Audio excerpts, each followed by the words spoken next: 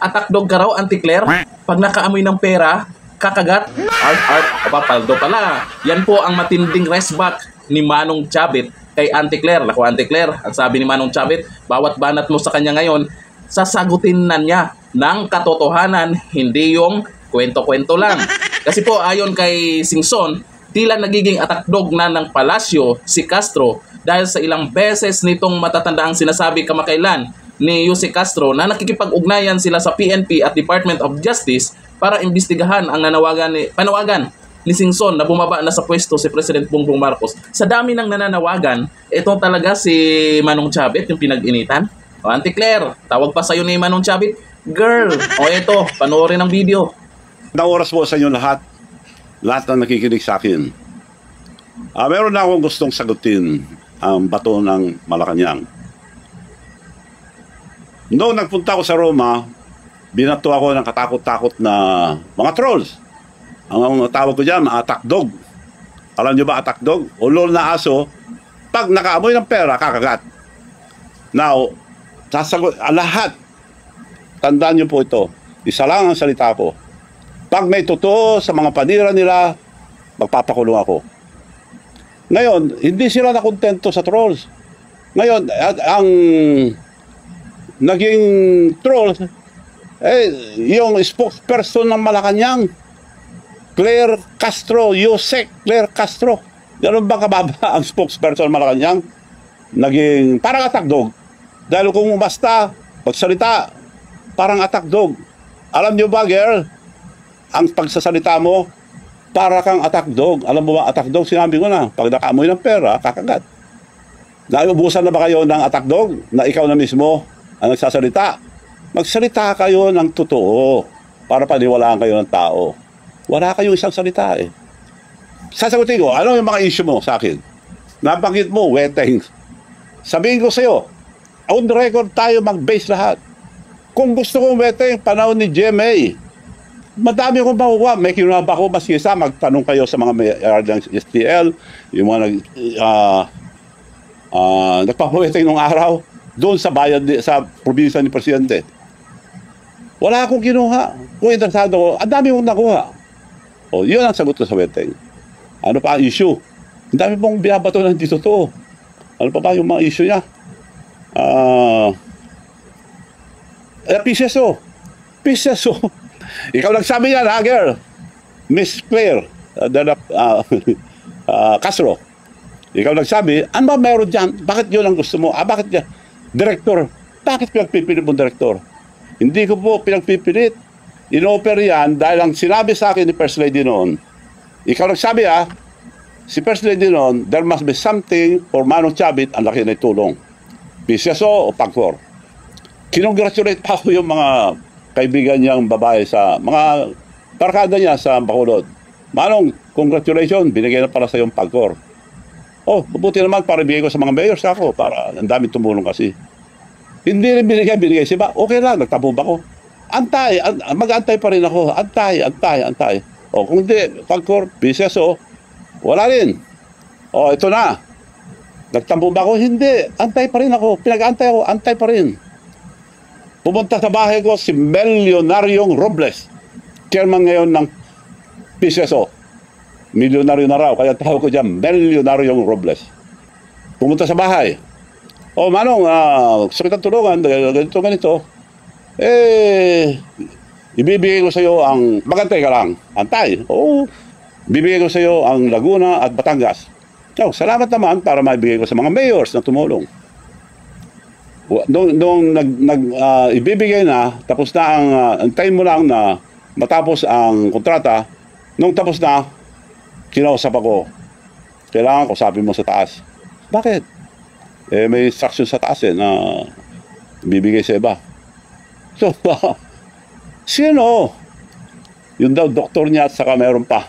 Hindi ko nasasabihin yung iba. Sosyo-sosyo sila. O, nagkantay ako, nagtampo ba ako? Antay pa rin ako. Antay ako ng antay, lahat ang sinabi, 3 taon na ako pinag-antay. Antay. Antay Marcos na ako. Pinag-antay ako eh. So, yun ang sagot ko sa PCSO. Wala akong interest, girl, sa PCSO. Director lang. Na sinasabi mo, interest. Anong pinag-interesan mo dyan? Sila nag-offer niya, director lang. Dahil yun ang bakante noon. Isa-isa, nag-appoint. Oh, meron naman na-appoint. Sabi ni Presidente mismo, baka naman malaking ano, hindi, director na lang daw. O, director, okay. Madali yan. Libo yan, dami yan. Oh. Sabi naman ni Secretary ng Dami, oh, ako bahala. Director lang ng piso, ako bahala. Antay ka lang. Antay. Isa-isa, may na-appoint na director. Tawag na naman ako. O may na-appoint na, wala naman. Akong bahala, Manong. Antay ka lang. May na-appoint na naman. Magkita kami, akong bahala. Antay ka lang. Hanggang napuno. To cut the story short, napuno. Ayun. Hanggang ngayon, wala. So, wala silang isang salita. Kaya ikaw, girl, dapat isa lang ang salita nyo, huwag kayo magsinungaling. Dahil lahat ng sinasabi mo, puro kasinungalingan na panira lang sa akin. Kaya para kang, kung umasta ka, para kang attack dog. Alam mo na attack dog. Ulol na aso, pag nakamoy ng pera, kumakagat. Parang ganun na ang tsura mo sa, hindi ka na spokesperson ng Malacanang. So, umayos kayo dyan. Spokesperson supposed to be a professional, hindi attack dog. Bago kayo magsalita, i-check nyo muna kung totoo. Puro kasinungalingan yung panira nyo sa akin. Sasagutin ko sa isa. Kung babanatan nyo ako ng mga kasinungalingan, babanatan ko kayo ng doble. Hindi ko lang nadala yung papel dito. Sa susunod, papakita ko. Senator pa lang, ang presidente, may kaso na. Yun na pulis. Dinemanda na siya. Nakademanda siya. Pakuha mo nga yun. Hindi ko lang nadala. Yun ang on record. Ako, binabato nyo, puro haka-haka, puro sali-salita na hindi totoo. Ito, pag nagsabi ako totoo, sinong may kaso? Nademanda si Senator Bongbong Marcos. Panahon din na Poles, kasama siya ron. Sabi ko to, hindi ko sinasabi to dahil lang sa kasinungalingan mo, sasabihin ko lang to.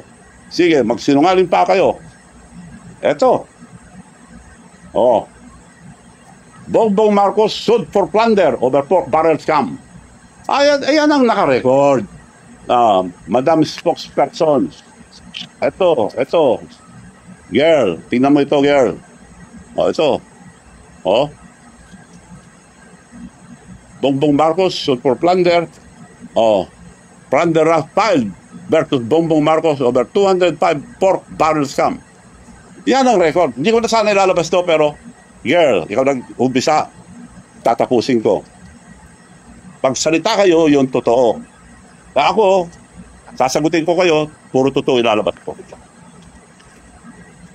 So, yun lang po ngayon. Marami pa kayong maririnig. Antayin natin yung mga tagdog. Puro kasinungalingan. Ulitin ko po, kung may katotohanan, yung mga sinasabi nyo sa akin, magpapakulong ako. Hindi ako kagaya yun, nagsisinungaling. So, kontento ka na, girl, na wala akong interest sa business. So, sila na nga ako. Pinag-antay-antay ako. 3 taon na akong nag-antay. Now, you cannot blame me. Antay-Marcos na ako. Pinag-antay na ako. Silang gumawa sa akin eh. Gumastos ako. Tinulungan ko sila. Araw-araw kami lang lumalabas. Unang labas pa lang, Presidente, inisulto na ako sa Japan. Sinabi ko na yun, ulit-ulit. Binati lahat na nasa presidential table, pinalala pa yung anak niya, Sandro, Dad, Manong Chavez Sir, hindi ako pinansin. Bastos yun, pero hindi ako nagtampo, kinausap ko rin sila. Nasaktan ako? Oh, of course, nasaktan ako. Dahil tao lang ako, hindi ako plastic. So, girls, tandaan mo ito. Dahil kasama ka na sa nag-atake sa akin, sasagutin kita maski sa anong sabihin mo. Pero magkatotoo kayo. Marami akong lalabas. Totoo lang lahat. Maraming salamat po at sa susunod, magkita-kita po ulit tayo. O Auntie Claire, mukhang may katapat ka na. Si Manong Chavez nagsasalita para sa katotohanan. Ikaw ay attack dog daw. Pag may pera, kakagat. Arp. Nako, sa totoo lang po, nagsimula lang naman itong kumontra o parang nag-withdraw to support na kay Marcos itong si Manong Chavez mula nung napahiya siya. Hindi siya pinansin doon sa isang event na nagsalita si Dunyor, tapos nagsalita din si Sandro Marcos na si Manong Chavez nandyan. Alam ni Dunyor na nandun si Manong Chavez pero talagang binastos siya doon. Simula no, nag-viral naman ang video na yon at alam naman ng lahat kung anong nangyari. Eto namang si Auntie Claire kung anong pinagyayaw-yaw. O eto, girl, Katotohanan lang daw ha. O ayon dito kay Janing, Auntie Claire, atakdog pala. Oo, sabi atakdog daw siya. Sabi ni Baby Artus, pahiya kayo kay Manong. O girl, atak para masampulan ka ulit. Kasi talagang sasagutin na siya dito ni Manong Chavit. Kasi katotohanan lang naman yung sinasabi niya. Tsaka yung tungkol sa panawagan na Marcos resign, ang dami nang nanawagan yan. Tapos itong si Manong Chavit, imbestigahan daw at kung ano pa yung pinagsasabi, yung sa posisyon daw. Si Manong Chavit, kung posisyon yung habol niya, 3 taon na po itong si Junior. Pero hindi po siya nangingi ng pabor diyan sa kung ano yung posisyon. Nagsimula lang talaga doon sa pinahiya siya o binastos siya. Yun ang tingin ng iba ha. Nabastos siya doon, siyempre tao lang. Nasaktan. Sa harap ng maraming tao yan. Imposible namang hindi alam ni Junior yun. I mean, kinausap mismo siya ng anak niya na nandyan, pero ayaw talaga banggitin. Wala talagang utang na loob. Diba? Ginawa na niya sa mga Duterte, ginawa niya na kanino, ginawa din niya kay Manong Chavit. Habang tumatagal, marami nang nagwi-withdraw to support kay Junior. Bandang uli, ang kawawa dito, yung mga susunod sana sa kanya ng mga Marcos. Ngayon, mukhang hirap na ipagtanggol siya ng matagapagtanggol niya. Si Auntie Claire nga, eto, supalpal na. Is kahit paano ngayon, ito may sumasagot na kay Auntie Claire. Kasi sa iba, pinagtatawanan na lang to si Auntie Claire Pinagtatawanan na lang siya sa mga pinagyayaw-yaw niya Itong si Manong Chavit, ayan, pinatulan si girl. O girl, sagot. Arf. Hanggang dito na lang, thank you. Bye-bye.